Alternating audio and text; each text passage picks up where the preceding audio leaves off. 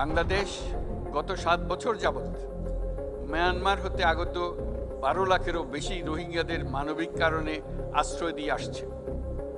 এর ফলে আমরা বিরাট সামাজিক, অর্থনৈতিক, পরিবেশগত ক্ষতির সম্মুখীন হচ্ছি। মিয়ানমারের অভ্যন্তরীণ সমস্যা থেকে সৃষ্ট এই সংকট বাংলাদেশ ও আমাদের অঞ্চলের জন্য প্রথাগত ও অপ্রথাগত উভয় ধরনের নিরাপত্তা ঝুঁকির কারণ হয়ে দাঁড়িয়েছে। মিয়ানমার থেকে বাংলাদেশে বলপূর্বক বাস্তুচ্যুত রোহিঙ্গাদের সহায়তা করতে আমরা অঙ্গীকারবদ্ধ।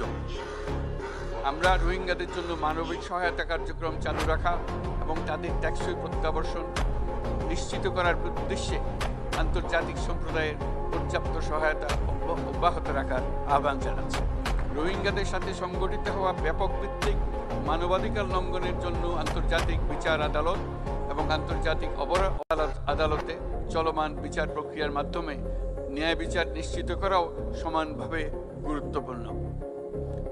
রোহিঙ্গারা যাতে নিজ দেশে স্বাধীন এবং মর্যাদাপূর্ণ জীবনযাপন করতে পারে সেই লক্ষ্যে অনুকূল পরিবেশ তৈরিতে জাতিসংঘ অন্যান্য আন্তর্জাতিক প্রতিষ্ঠানের ধারাবাহিক প্রচেষ্টার প্রশংসা দাবিদার। এই লক্ষ্যে রোহিঙ্গারা যাতে পর্যাপ্ত নিরাপত্তা ও অধিকার নিশ্চিত করে তাদের নিজ ভূমি রাখাইনে ফিরে যেতে পারে তার পথ সুগম করা অত্যন্ত দরকার। মিয়ানমারের প্রতিনিয়ত পরিবর্তনশীল অবস্থা বিবেচনা রেখে বাংলাদেশ আন্তর্জাতিক সম্প্রদায়ের সাথে একযোগে রোহিঙ্গাদের নিজ দেশে মর্যাদাপূর্ণ টেকসই প্রত্যাবর্তনের জন্য পরিবেশ সৃষ্টিতে কাজ করতে